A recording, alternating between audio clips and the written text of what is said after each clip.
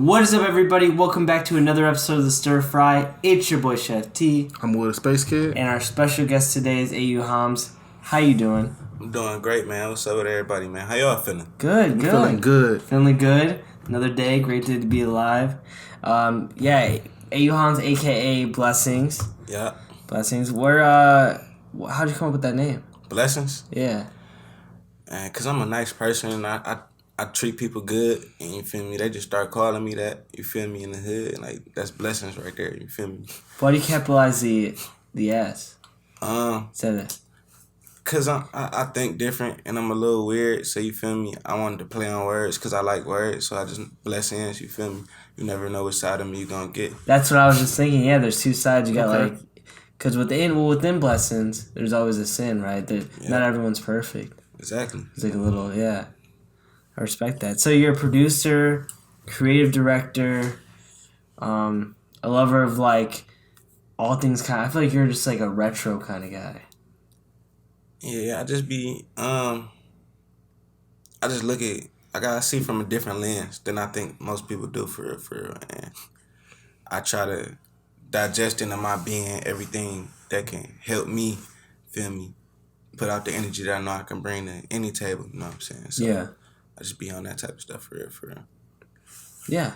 And so how long ago was your music the whole passion, like your whole life? Like, you know, when you were younger, was it always surrounded by you, or? It was, but it wasn't like early on. I really wanted to like go into politics, and I kind of like see this like scale in life of different like doors to get to another level, and politics was also one of those doors.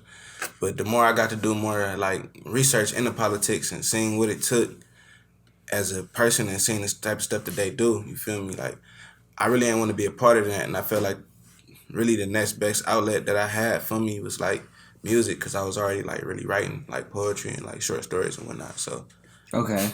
So kind of songwriting started out with the poetry, like, you know, you were writing poems in your notebooks. Yeah, I learned how to like express myself with words. Like, that's really the best way I still express myself for real. Yeah, do you still write poetry? I write raps. I mean, you feel me? I mean, I guess that's poetry. Yeah.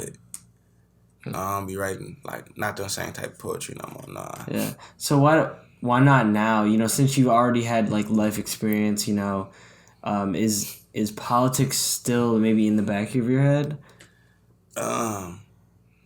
No, I don't even want to be part of them for real. Yeah. What about on a local level though? I'll advise somebody, you feel me? Okay. I speak for the people, you feel me? But as far as like running for councilman or mayor or something like that, I just don't. I don't like the system. I don't like the way it works. You feel me? Yeah. I'll be in there doing stuff I don't like, and I'll be unhappy. Yeah, cause the whole goal is to like help people and like, you know, but then you actually get inside, you're like, okay, now it's like, I don't know, I feel like it's like a money thing. Right. It's, you know, and people making deals with money. Because I feel like the original plan for, you know, United States, like, politically was like, oh, normal person goes in, they serve, they get out. But now it's like so much money's being made and so much, like, deals are being made, and it's a mess. It's a lot going on behind them doors. That's why I'm there. Feel me? Isn't it crazy? Like, I always thought of, like, what does the average day look like for, like, a politician? Because they don't actually, so they do stuff, but they don't actually, like, create a product. Like, someone else, like, does a lot of, like, the work. Yeah. And they just kind of They talk about it. Isn't it crazy? It's kind of a crazy job position. So what exactly did you see yourself like doing? When you say politician as a kid, like what was that position? I actually wanted to be the whole like formality of it. I wanted to first start off with going to law school, becoming a lawyer, better in my back and move ground, get me connections I need to. You feel me? Mm-hmm. Become a judge. You feel me? Run for the Congress. Okay. And surely make my way to president. You feel me? But like, so you had the big dream of politician. Yeah, like you wanted to go all the way to all the way to the top. I can't really do nothing halfway for real. So yeah, you're either all in or out. I respect that. Yeah. So you were the kid in class, like, you know, I want to be the president, telling everybody. Oh no. Oh, okay. My favorite rapper back then probably was J. Cole. He said, if they don't know your dreams and they can't shoot them down, you feel me? So I ain't never really tell nobody what my goals was unless they was working towards it with me. Gotcha. I gotcha. So when was that moved aside? You're like, okay, I'm just gonna write. I need to express myself creatively. When was the first time you got into the beat game? Man, I was still probably going out to Warrensville to see my young homie Chef Jay, and I would give him ideas for the beats.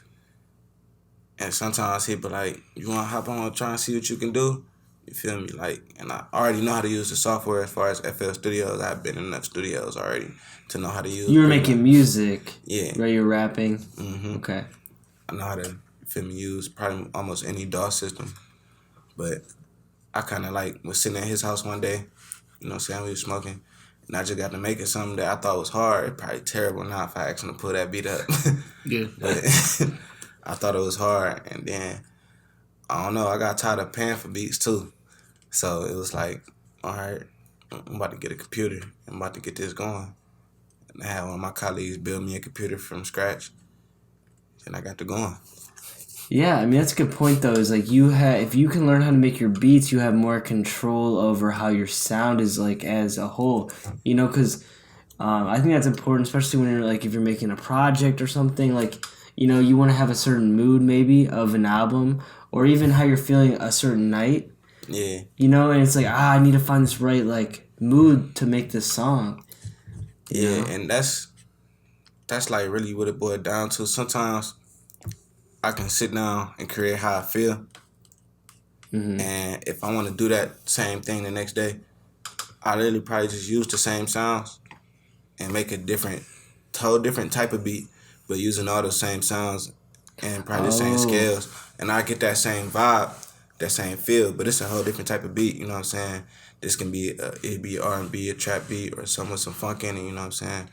Like, but it's all the same sounds. I just use them differently. So okay, that's how you kind of make a like uniform like you know if you want to come out with an album, that's how you kind of use the same instruments and stuff and same sounds, but you just create it in a different creative way. Okay. So when did you start feeling like I have a good service? I have to charge people that for these beats. I want to say, what was that? Like 7 months in. 7 months in.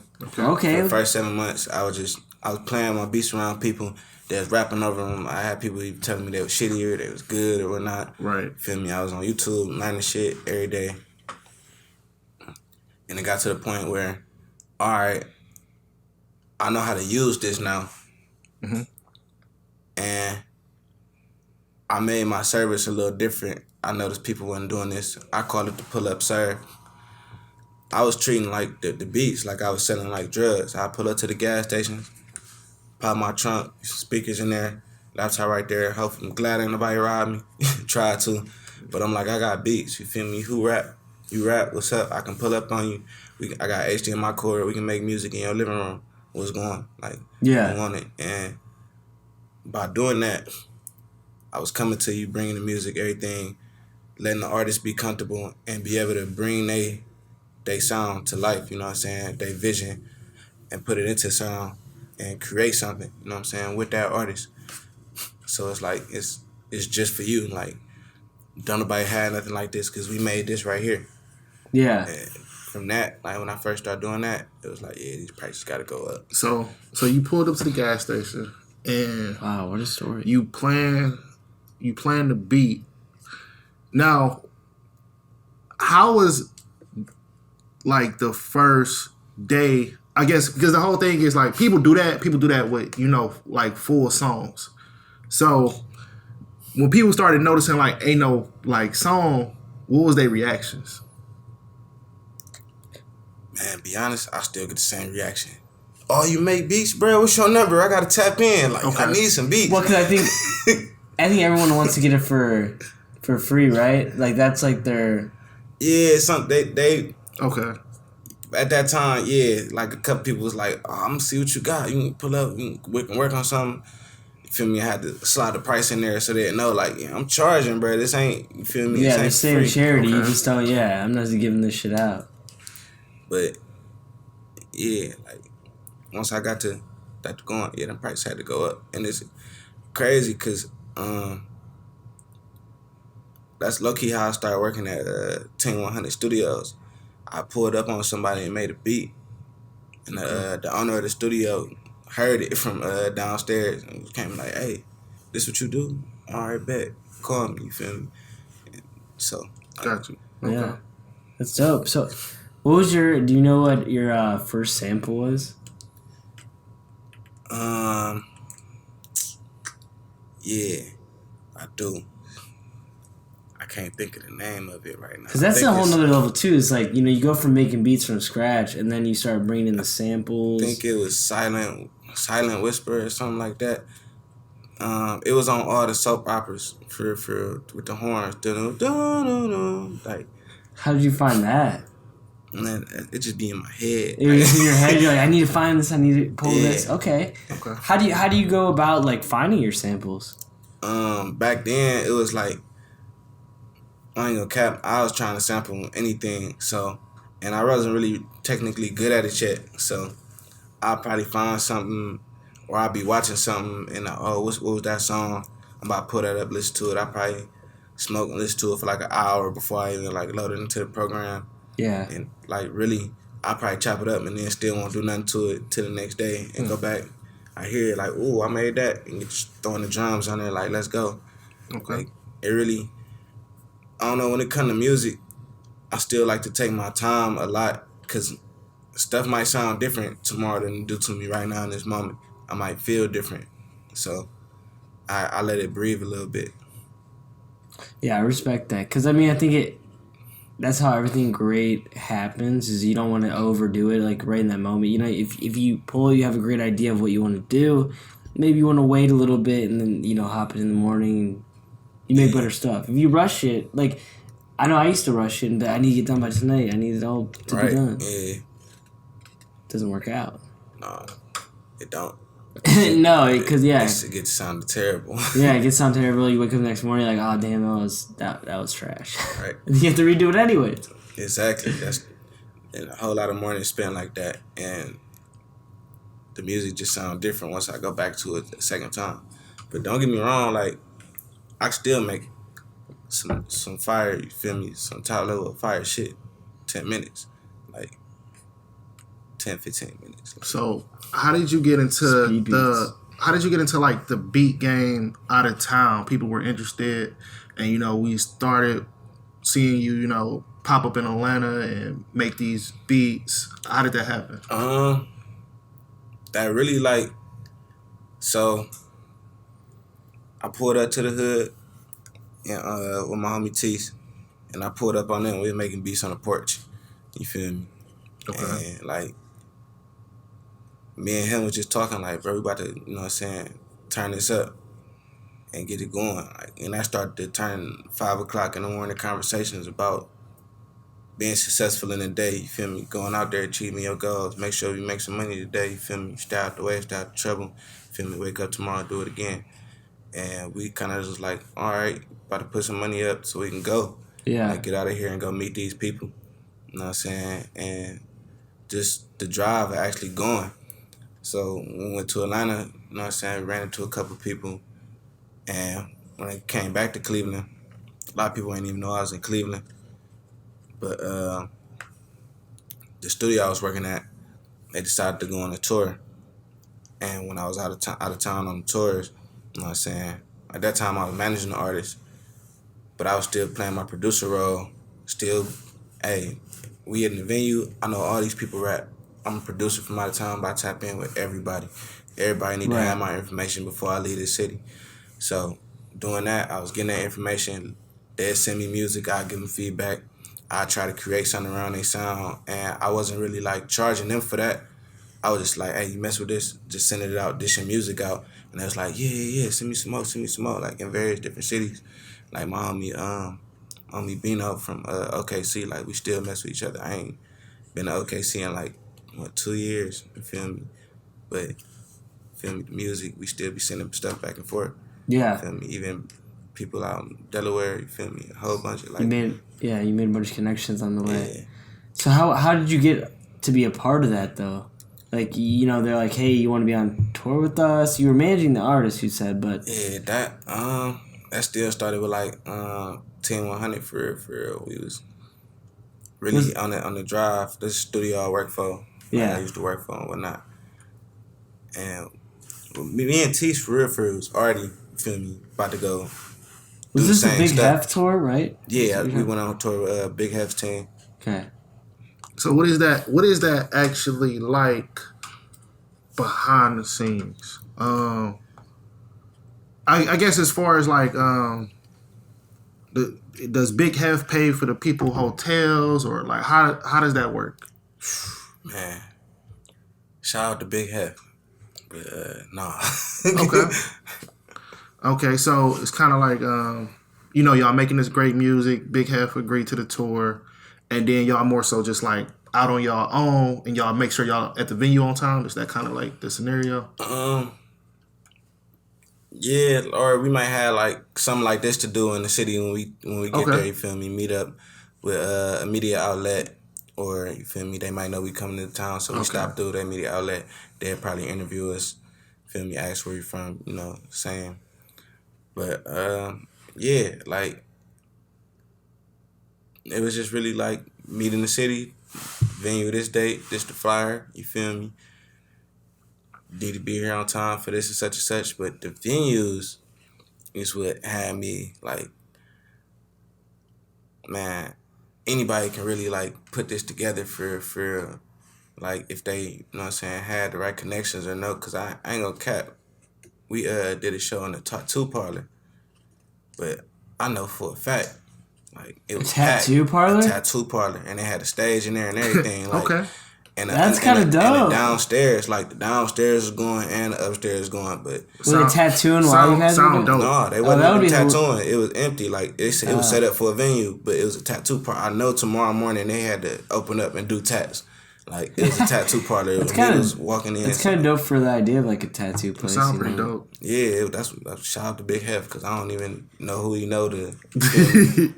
Yeah, where's the cool bit? They're like, oh, there's this tattoo place, that does a lot of, smaller venue. How big was it?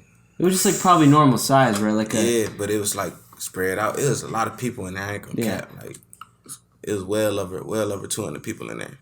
Yeah, super dope. So I do know. So you mean all these different people at these venues and these different artists are, not Cleveland artists. So what are these artists asking for when they like trying to describe, I want you to make a beat like this, or what is the sound? What's the difference in these different city sounds that they provide as they trying to work with you?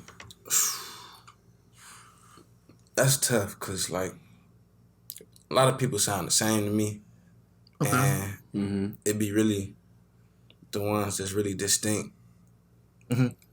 They be sounding so different to like even what I've already done.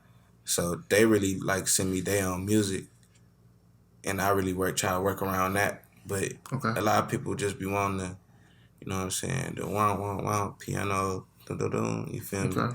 Or the old trap Ziggy Gucci type beats, you feel me?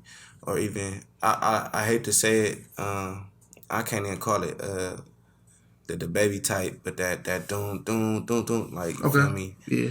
That they want that 808 on their stuff. That's like what the majority really want. But I connect more with people who do something way differently, feel me? Looking to create a brand new sound. So it's like we be on some next level stuff that probably won't be appreciated until 2025 for real, like right. You feel me? So is it interesting kind of like when you're traveling, kind of 2 tours. When you're traveling, though, it's probably really interesting to see what each city and state, how their music is kind of like made, and how different like little aspects of their music that they like in their beats, and because each one has a unique sound, whether it's rap or beats. Right. Yeah, it is pretty unique because I ain't gonna cap. Like when I was in Texas, they weren't really looking for like a whole lot of like trap beats for it. It was with trap soul. I could say trap soul. And me being in Texas, I was expecting, you feel me? Everybody wants some trap, you feel me? They want something to ride to, some club music, but they was really, you feel me? I met a lot more singers and like, you feel me? People. Like, well, when you say melodies. Texas, I know like Where Houston has its own culture. I was in Dallas and Austin. I just came back from Dallas. Okay. For real? Well, Austin makes sense. Austin makes sense why it would be more singing. Because it's more of like a hipster, like, yeah. I don't know, like youth area. Yeah. Definitely. Somebody, they was on a whole bunch of stuff. I ain't gonna cap. Yeah. Dallas has talent just all around, like, just singing and performing. My uncle actually has a record label over there. Oh, for real? Yeah. Tell them tap in. Yeah. Mostly country, obviously, is what's You can do popular. whatever. Country. I mean, dude, did you hear? They had Diplo made this one song, "Heartless," with one of the country singers. Nope, I ain't hit. That bitch slaps. He made a whole like album of just like country beats. Yeah, Dipset do got a good song, a Heartless song. That is good. Yeah. I gotta tap in with that. You check. You like, oh wow, this is different. This shit slaps. You're like, damn. That's the type of stuff I be into though, like Different shit. Yeah, cause you can make the same stuff over and over again. Yeah, people gonna buy it, but you feel me? You gonna be in that same spot, and the same people gonna be buying that same music because they ain't keeping up with the times or thinking ahead of the times. As I like to, like, feel me? I see where the stuff at, and then all right, this is what they like right now. What they gonna like in 6 months? Let me try and cook that up. You feel me? Yeah. Is it interesting to like combine? Do you like to kind of try and combine genres sometimes? Yeah, hell yeah. Like, hey, shout out to Summer Walker. I got this Summer Walker kit on my laptop. I be making all types of music out of there though, like from R&B to, you feel me, to the slow music, to the trap songs, to the trap soul. I be sampling out of there, like boom back. I really be getting it in out of there, and I be putting it like all together for like I can't really say like most of my trap beats is actual trap beats. Most people can, oh, that's my sound. You feel me? They just say they could tell that I made that, but to me it's trap, but it ain't really like trap. It ain't like that hard, like boom boom boom. You feel me? It's more like it's cool. You feel me? It's a vibe. You feel me? It's a moment, and that's how art be really made. Like with that different sound for it take. I say like an artist that's willing to try something to like reach that level though. Yeah. So when you know, growing up in Cleveland, you see these major like producers, like I said, like 16-year-old, like Trap Money Benny. Do you consider these things like inspiring, or is it kind of like you feel like they had a full package, so like it was easier? Like when you see stuff like this happen, like producer out of Cleveland can make, you know, Mo Bamba, and that'd be like a hit song, or like Trap Money Benny just being able to like produce a beat for Drake, and it's like the biggest record in the world at that time. See, this is very important that I say this. I was listening to beats by Trap Money Benny for years. Okay. I didn't know he was from Cleveland until he did the song for Drake. Okay. Like, so. I got you. But I'm fairly like young when it comes to producing. Like, I haven't really been doing it that long. I'm probably only, it'd be 4 years in January. So yeah, okay. I'm around a lot more 10-year, 15-year producers though. So that's what like helped my skill elevate. But I'm fairly new. I still got, you feel me, room to make more improvements and get out here even more. Like, but I would say I do something a little different than a lot of producers that I know. Is I look at and try to get more commercial placements for like TV or radio or even movies, like to have my music playing in their background. And That's where the money's at. Yeah, so far I only had 2 of those, but out of 4 years of production, you feel me, 2 not really that bad, and it was pretty cool money. You feel me? So, and it was pretty fun trying something different. Yeah, yeah. I mean, I think that's a lot. Like, music composition. People think producing could just be limited to just making beats for people to rap over. Oh no. But yeah, it spreads out to that. Like movies, like think about it. Like movies have so many rules, right? So especially these big like permanent places, like if they don't have the rights to the song, like they need to have the rights and like have all this paperwork filled out and pay you what you have to be paid. So it's a good market to go into because there's no like skating out of it, you know? Right. I think getting like a TV show theme song is the best thing possible. I mean that's Because, different like, level. Yeah, I was just thinking like background music, but I was just thinking like whoever made the beat for the Family Guy theme song. Oh, man. dude, jingles. Like just making the beat, forget the writers and everything else, 'cause that's a whole nother world. But if you made the beat, this is literally just in everybody culture. Like they gonna see that episode. It's in every episode. The show is blossoming. It's everywhere, and you can say you made that beat on your catalog. I feel like that's all you gotta do when you show up to places. Dude, that would be a I fire made the sample. Family Guy beat. Right. Family Guy beat. See, that's I ain't gonna cap. Metro Boomin really like inspired that whole even wave. They messed me up. I was watching something and the Gap commercial came on and it said if your Metro don't trust you, I'm gonna shoot you on the Gap commercial, and it was his beat. And I was like, man, I seen that commercial. that's I didn't see that That's a commercial. wave. Like I didn't even know you can do stuff. I wasn't tapped into that yet. I'm like, you could do that. Oh, that's where I need to be trying to get my outlets at. Yeah, that was gonna be my one of my questions was like, how does that inspire? So this is an age where producers are getting their names and they're really making money for themselves, unlike any other time. Does that inspire you? Yeah, like all the time. I'd be like, they can do that. Oh, we could do that too. I'm proud they did that. Now I know that door is available. Right. Because before that, beat would just be no one would talk about who made it. No one would talk about who made all these jingles or who made all these little things. But now, producers are becoming their own kind of artists in a way, and people are paying more homage to these producers like Trap Money Benny. Like people know them. Right. How often do you listen to a song and you don't know who produced it? I mean, it happens a lot. Hey, man, and a lot of people don't know half these producers, to be honest. Like, it'd be hard talking about people. I'd be like, yeah, Helliver was hollering on that one. They like, who is that? He's incredible. Yeah, Helliver is incredible. He sampled that. You dropped a bomb on me for Sada Baby. And like, everybody is singing that song don't even know that. You dropped a bomb on me, baby. But you feel me? Helliver made that. That's the same person who made First Day Out for T Grizzly. Feel me? So like Major record. It's a whole world of producers though. Like, and I mean they're still making their money, even if they're not like mentioned. Like he's probably still making bank. It's another way in the game. You can send melodies out and a major producer just really throw some drums over your melody. Boom, you got placement. Yeah.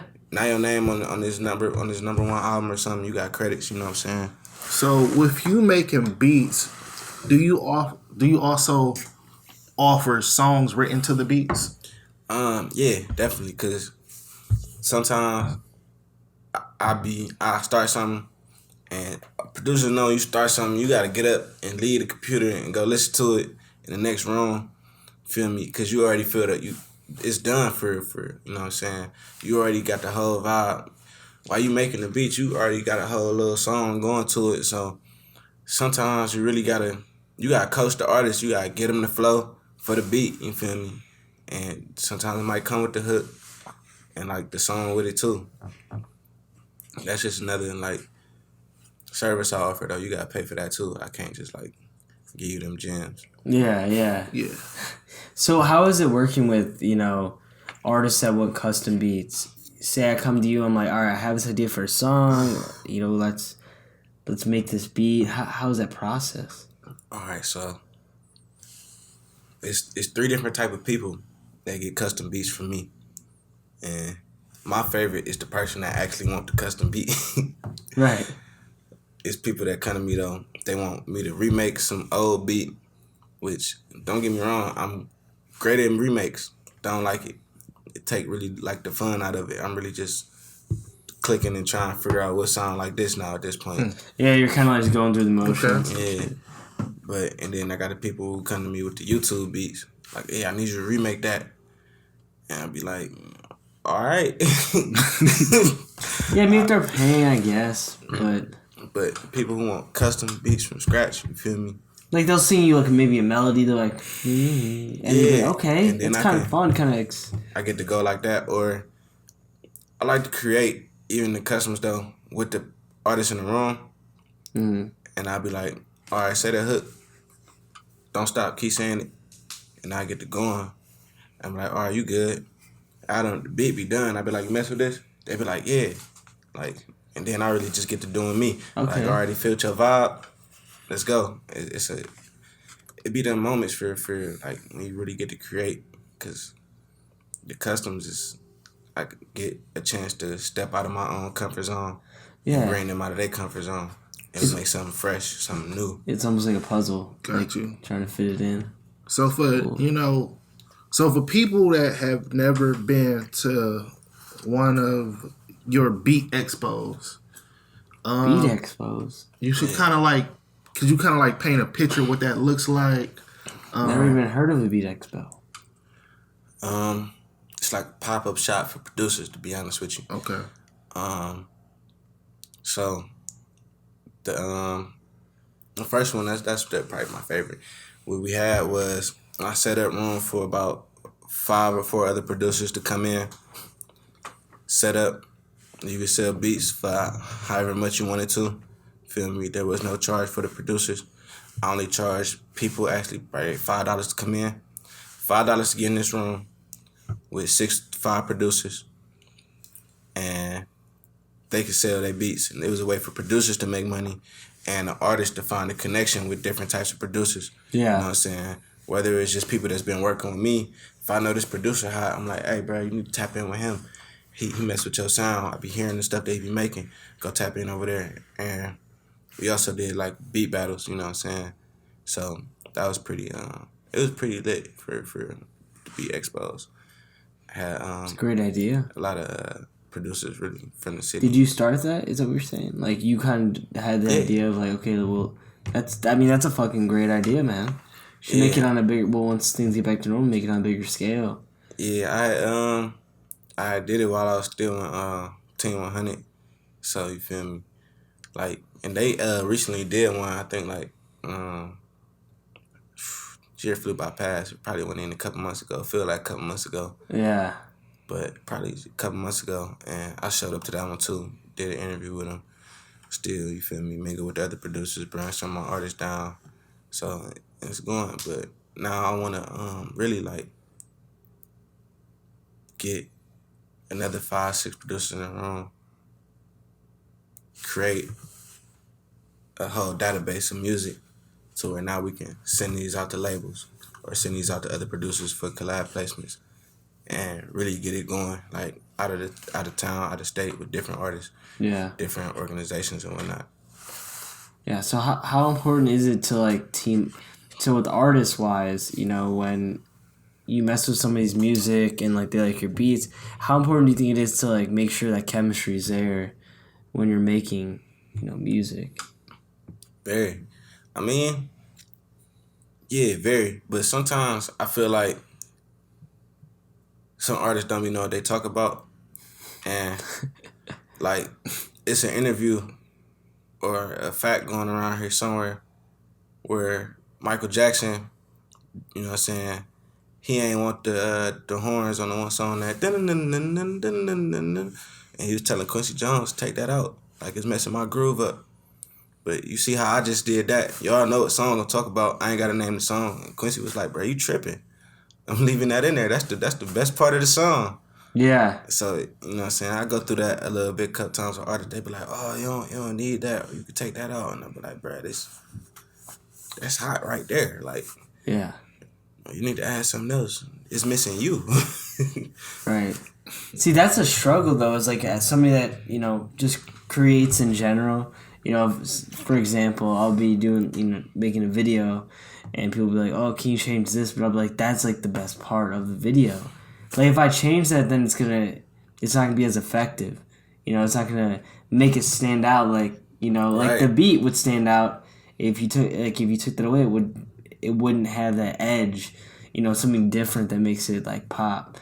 Because people don't know what they want until they see it. After that became a hit, Michael Jackson's like probably like, okay, you're right. You're Yeah, right in this one. for real.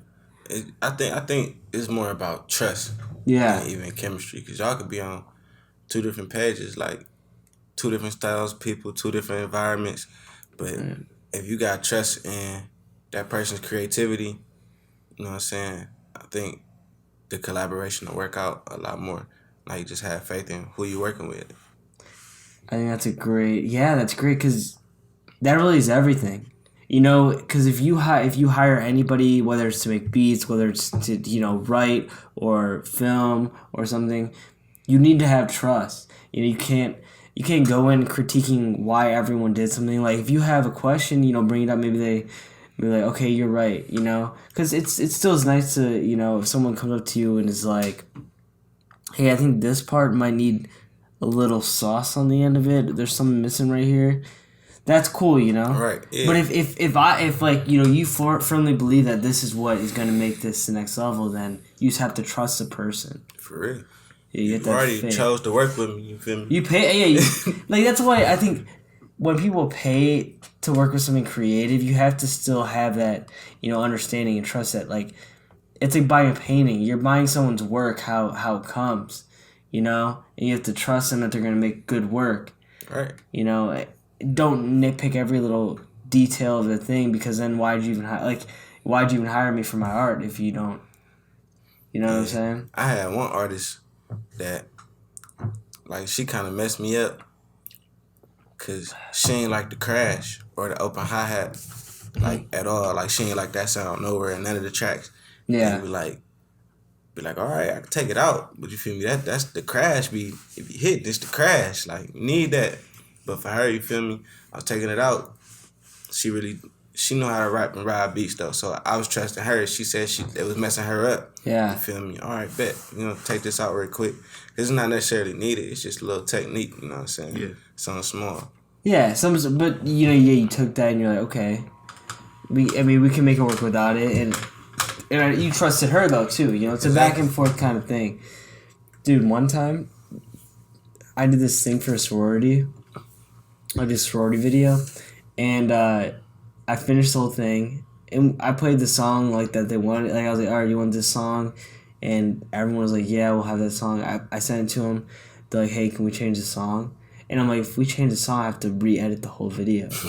I'm like, that's gonna be an extra like couple $100. I'm not like, it's not as easy just switching it out. They did a video to a song and wanted to change the song. No. So what happened was, it was a promotional video to, like, you know, join their sorority, right? And like the basis of the video is a song, right? Because that's like what keeps the pace and what keeps the action of the video, Right? you know. And then we were discussing what song, and they picked a song, and I had the whole video edited because I edit to the beats, you know, because I edit to, like, if it's, you know, if it's a hit, then I like will do a transition or something, yeah. and that's like the core of what the video is built on. And they're like, yeah, can you change out the song? Just like crazy. I'm like, oh yeah, it'll just like take you another couple $100 because there's no way I can just change this out. You know, I'll have to re-edit the whole video. thing. You want both of them? Yeah, it's a whole new video. You have to pay for two. But I mean, it's a thing of like, I guess people don't understand, you know, if they don't do what you do, they'll never understand. You know, if they don't produce, they don't know how easy it is to add that, take it away, or, you know, make something else out of it. Right. Yeah. It'd be like that a lot though. Yeah. Like, I remember like last week, I ain't gonna cap, I had a sample. Dope sample was like some R&B track. And dude was like, yeah, if you throw a sample in there, that'd be hard. I'm like, bruh, this is a sample. Yeah. It's already in there. This is the sample. But it happens, you know. How do you kind of work around that? You know, you just kind of explain to them straight up. This is how it is. Yeah, for real. Like, I can make something else. You can start from scratch. Or you feel me? I can spend 30 minutes in frustration trying to get this like this, knowing that it's probably not possible. Right. Me doing that, you're not even gonna like the original beat no more. So, you know what I'm saying? So do you prefer to work with just the artist or the artist in their camp? Like I want to buy the beat. I got the money. We about to spend 5 hours. You want to spend 5 hours with the artist in their camp or just the artist? Ooh, man, it depends. Cause it's like one camp. Shout out to BCO. Be careful outside. I work with anybody in there. You feel me? Okay. They whole camp. They could be. You feel me? They get to going when the beats come on. You feel me? They energy translate into me, and it make it easier to work for. As far as like some people, they camp ain't really they camp. It's just they homies that they want to be around while they making music, and they really don't have no input, and they just feel me. They just saying random stuff that whatever come to their head. It's like they almost they be verbally vomiting. You feel me? I feel like that's a good bar.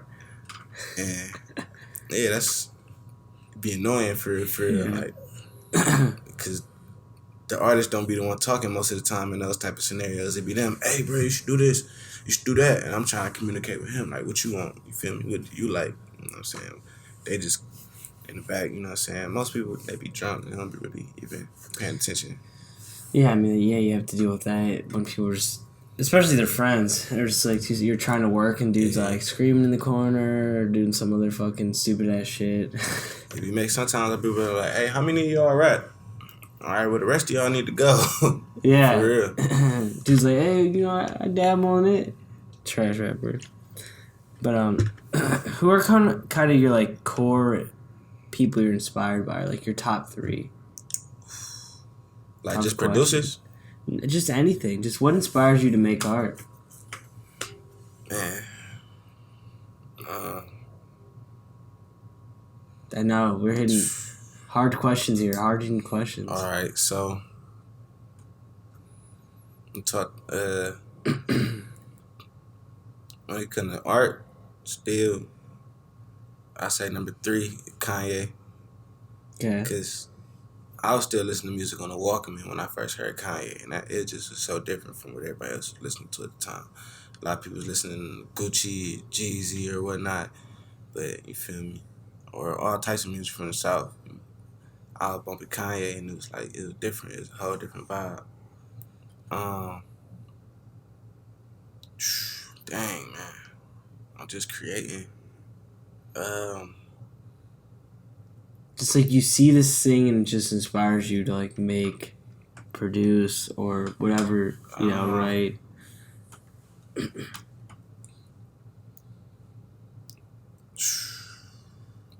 I can't really name a person for that second one, but it's a genre. That's fine, yeah. It's like that's fine. Stand-up comedy. Yeah. Like, okay. Didn't see that one coming in. Yeah, stand-up comedy is like one of my secret weapons for like. I just get motivated or inspired by like, you feel me, the laughter and whatnot. Like people really coming up with these jokes. Like you got to be that creative to come up with some of these jokes.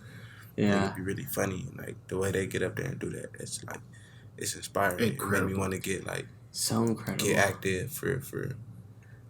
I think that is like one of the only. It's one of the hardest career paths I think to ever do.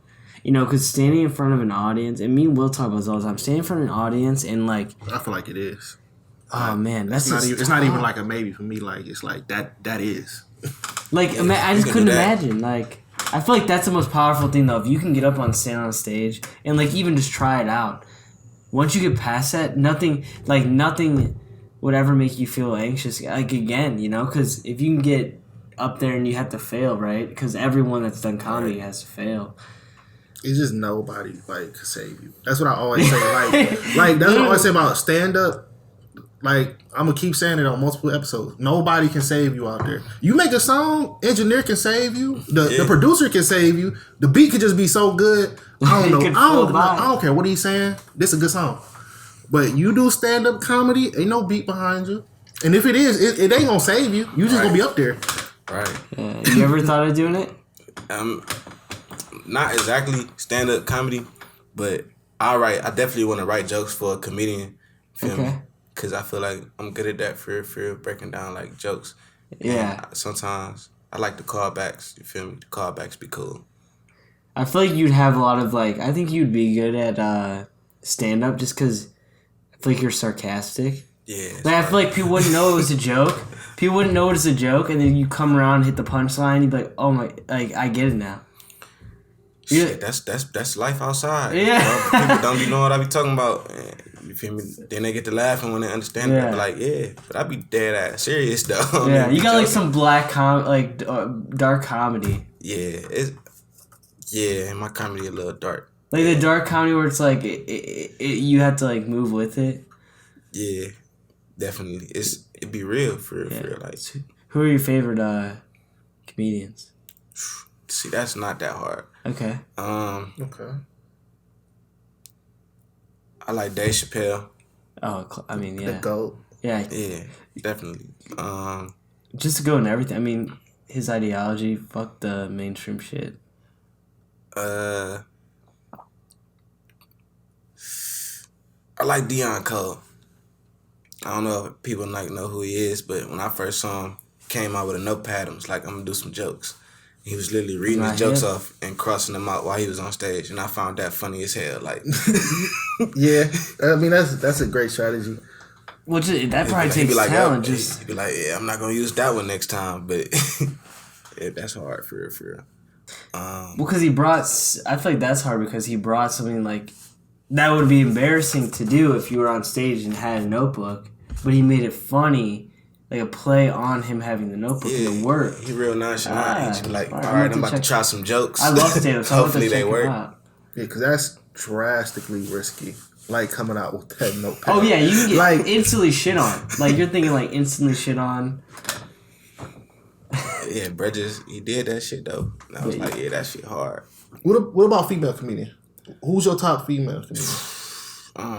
All right, female comedians, please stop getting on stage talking about dick, cause I don't be trying to hear that shit. Be honest, man. Everybody coming to town, and you basically you got the money in the free time. You can only see one person. A female? Yeah. Man, they just coming at different venues. I don't know why they coming to Cleveland, but they coming. Man, that's very, very hard. Yeah,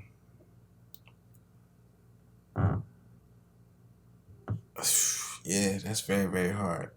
Oh, you know what? I can't remember her name. She the lady would be like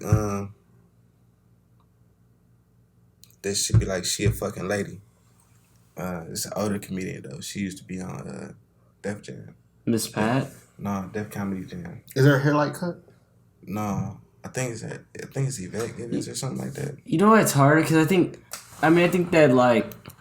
See, that had to be. We're all dudes, so it's like we don't listen to women comedians because we don't. Comedy's all about relating to people. I can't relate as much to women comedians as I can men comedians just because of the fact of like comedy's made to be relatable. So the fan base is going to be more predominantly women if they like women comedians, right? Like so. That's, yeah, I don't know. These new comedians, they just be talking about dick. Like, I mean, but that's I feel like that's what all girls do. They probably but I mean, yeah, it's tough because like I feel like most people probably listen to a minimal amount of like women comedians if they're dudes, and if they're women, I'm sure they'll be like, oh, I love this girl comedian. Because it's just like we don't have, I don't know about any type of, we don't have those problems. Yeah. Because comedy's all about like self-pity almost, kind of. Yeah, kind of like. We all go through this one shared experience. We've been in that scenario. Because like, I feel like, okay, like prime example, Monique. She capitalized off of being like, heavy set, right? So I feel like as a dude, we just know heavy set people in general. Right. So when we watching it, we like, oh, she's hilarious. Like these fat jokes are hilarious. But the newer people, it's like, well, you know, when I slept with these 3 people, and you just like, okay, I'm trying to follow her story. It's not it. It's not it. I don't know. Where is this going? Or it's just like, you know, when you in the hair salon, I'm like, I kind of don't. And then it's like you not that funny to just like do mainly female. But I guess that's the weird thing, because it's like they found a core audience, which is females. They're making the profit they want to make. So then it's kind of like, I am doing right. But the overall goal is like, how do I really make jokes that everybody can come and see to, no matter what, you know, race, no matter what, you know, gender you are. Everybody just think this is funny. Like, I'm like certified legend. And I feel like people was missing that whole aspect of it. I mean, that's how I feel like for people who don't find Cat Williams funny, I don't understand you. Because Cat Williams is funny. He is hilarious. It's hell. Like, and it don't matter, man, women, black, white, whatever. Like, Cat Williams funny.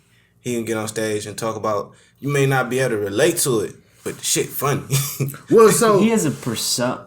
I say one thing. So that's kind of what I was talking about. Cat Williams, boom. So he got his jokes. His jokes could be like from him being scrawny and like a bigger dude is about to beat him up, but then he can go into his hair and then relate to women. Like, right, you know, you be looking in the mirror and you trying to get this part. And that's the skill. Like, I'm about to have everybody laugh. I'm gonna have the males, females, everybody laughing. Right. Because I have the right topics. And I think a lot of just like people miss that. Like, let's really do this versus I'm making money, therefore it is right. I think that's a huge problem with just the world and art in general. It's right because I'm making money. Did you see him fight that one like 13-year-old kid? I remember. Hey man, listen. That was a fun. That might have been the peak of comedy though, because it's hilarious. It was so funny to me. I died. I watched it like 4 times. I mean, it's literally in my head, rent free. Like rent free. It's rent free in my head. No, I saw that. I was at that. Cat was going through something, man. He's straight now. I know, but I thought it was kind of. But being a comedian though, it is kind of funny, you know, because it was a funny video. It definitely was hilarious. Man, I didn't know if it was like. I wonder where that 13-year-old at now. He's probably he probably sued him, so he's probably got some money. I mean, that's just an OG moment on your list, like. Or boy, when I was 13. No, like no way you pulled up. I just can't. Like, what a fried moment. Like, that's like little man syndrome at its like peak. Yeah, why was you fighting? See, yeah, nah. Not if they fight his dad or something. Fuck. Okay, so you still gotta give us one more. Yeah, we went on a tangent. And I gotta be a woman though, right? All right. Oh no, this is just. Oh no, the woman question was just inside the comedy question. Yeah, yeah, dang. So it's just one person that inspired you, or one thing, or one. All right.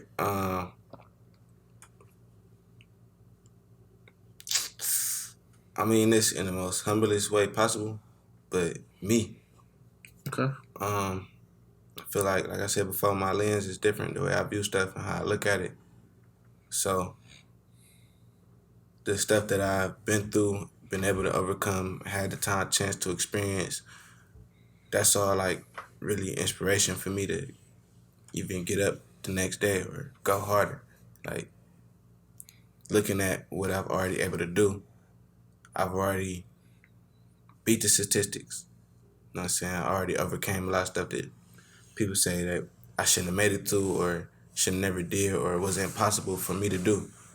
Already done it. So when I look at me, be like, all right, I already did this. Now we got to top it. Mm-hmm. And then top that and keep going. I remember you posted a picture. And I don't know if the picture was a joke or if these was facts in the picture, but the picture basically just described like a terrible time in life. It was just like, you know, I only had XYZ to my name from like this one pair of shoes to this. But I think you had a whole like goal with the picture, like basically I overcame this, and then I was able to bounce back and get back to a decent point of life. Yeah. So let's go into the picture. So with the right details. All right, which picture? Was it like a collage? No, it was just one picture. Like you just had on like shoes, hoodie, but the way you described everything in the picture was like this is all I had at this time. Oh, that's the reason I took that picture. I remember that. I had like, I want to say 35 cents to my name. Okay. And that was really all I had. But I knew like stuff was about to change. I could feel it. Like it was no way that I was really gonna ever be messed up again. And like I took that picture because I wanted to remember that moment, and I still got to retake it with like a couple racks. Like right, you gotta go back. So yeah, definitely. Man, so you had 35 cents to your name. 35 cents to my name. My shoes was dirty. I ain't had no job. I ain't had no car no more. Feel me? So you just lost everything. You got this 35 cent, but you still walking around with your head up high. And when you say you just felt like things were about to change, what made you? Was it just that the fact that you was talented, or you was connecting with new people? What made you feel this way? It's like at that moment in time, I was realizing who I was for other people. Feel me? Outside of me being a producer, you feel me? That ear or that extra piece of wisdom that people needed, you feel me? And I was still learning like a lot at that time, how to navigate through a room. Like I'm a real introvert for out of the club scene, the outside. I was cool with the quarantine, you know what I'm saying? But yeah, doing what I do, I had to, you know what I'm saying, learn how to go out and actually talk to people and turn that switch on. And it was like I could just see the light, you feel me, from me being this for people and then being able to do this at the same time and knowing where I wanted to go. That was the most important part. Like from then, just knowing where I wanted to be and put in the perspective that I can get there and when nothing gonna stop me. It's like a lot of people don't finish something because of doubts. At that time, shit, I'd already lost. Wasn't nothing else to do but win. Yeah, nowhere else to go but up. Nowhere else to go but up. And that's a back against the wall like concept that a lot of people need to take to achieve. Cause I could, you feel me, could have not went up. I could have been comfortable where I was at. Feel me? Of course I was gonna make some more money than 35 cents, but it's the 35 cents that I had on me. Like I got, you feel me, 50 cents on me right now. Like I'm cool though, you feel me? Yeah. Like it's more. It's not like I'm struggling no more at all whatsoever. I'm not like wondering how I'm gonna make money tomorrow. Like money just happened now. Like I put my head to it, it just happened. I don't really have to. I probably come up with a scheme or something to make some more, but it just happened. My focus as of now really is like getting back to that place that I was in my head when I had 35 cents. You had Like, to stay motivated and keep going. And yeah, because yeah, I already did that, so I'm trying to elevate that, but I'm not in the position of struggle or even like depressed or anxiety or nothing like that. So I got to top this feeling now. So I'm probably going to take another picture of where I'm at this year and elevate that over the next 4 years. It's going to be different. Yeah, I think that's a good thing to have. A mindset of like, where was I in that point in time when I was at my lowest, and to always keep that in the back of your mind, to know that life's not guaranteed. Like things aren't guaranteed, But if you can have the mindset like you had when you had nothing, then what's to stop you? Nothing can stop you, right? Because that was your lowest point, and you can only go up. For real. So if you keep that mindset in the back of your head, like, that was me. I remember wanting it. You have to keep that want. You have to keep that like passion going. And that it was crazy because that was I think that was November 2017 or 16 or 18. One of them 3 years. And I remember that I really was just starting producing. And I spent I didn't see daylight that whole November. Like, never. It was either working in the studio all day. By the time I was getting up to go get some food, it's 6 o'clock, it's dark. Go get some food, I probably go to sleep. I'm getting up at, 4 in the morning, working in the studio all day, trying to perfect my craft. It's dark by the time I get hungry again. That's Right. every day. Every day. Some days we didn't get no sleep because I had a session in the studio. So I probably took a nap while the session was there. As soon as the session leave, I'm back to work, you know what I'm saying? So it was really putting in the work, making sure that I disciplined myself to do what I knew I could do and to motivate myself to go beyond that. And that's what really turned me up for real. And then I became a better person, even a better person than for the people around me. Like, I was a better piece of wisdom for them. Yeah. I was a better piece of knowledge. I was able to help people out, and that's what really, people start calling me BlesSins for real. You know what I'm saying? But it's not something that I think about, I gotta help these folks out. No, it's like second nature to me. I can't really see somebody struggling and, just turn around and continue doing what I'm doing. Right. It's you feel me? I gotta lift them up, you feel me? Because if I get to slipping, they can push me up, you feel me? Yeah. If I leave them back down there, I got a long way to fall till I catch them again. Yeah. I think that's... People... If you have an ideology like that, your energy you give off energy, right? And people feel that because, you feel other people's energies. That's why you help them. If someone was an asshole to you, probably you would still, being a humble person and seeing someone that, maybe they're an asshole for a certain reason, right? You still see their flaws, but you should go in every networking or meeting people and go there with a certain type of energy so people can meet that and you could help them, they want to help you.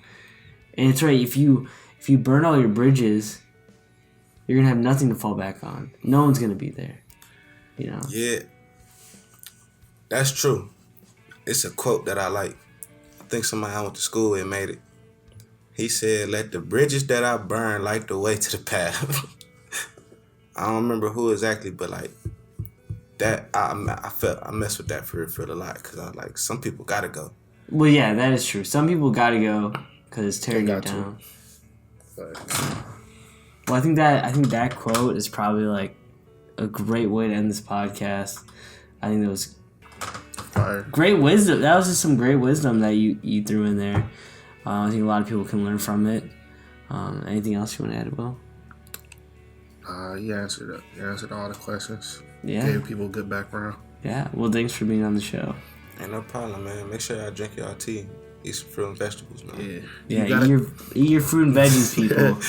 You gotta tell everybody where to find you at. Yeah. So y'all can find me on Instagram at AU_HAHMS. It's AU Hahms.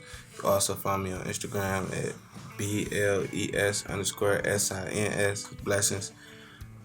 You can find me at RSM Studios or over the RSM website. I got music posted over there. You can find me in a lot of places for real. I still work at a couple studios in the city, so if you tap in, you probably find me somewhere else too. Yeah, hit him up in my IG. Find him out. All right. Well, thank you all for listening and watching. It's your boy Chef T. I'm with a Spacekid. I'm AU Hahms, aka BlesSins. And keep it real, y'all. See you next week. Thank you all for listening and joining us on another episode of the Stirfry. All the music was created by Steve Ozell.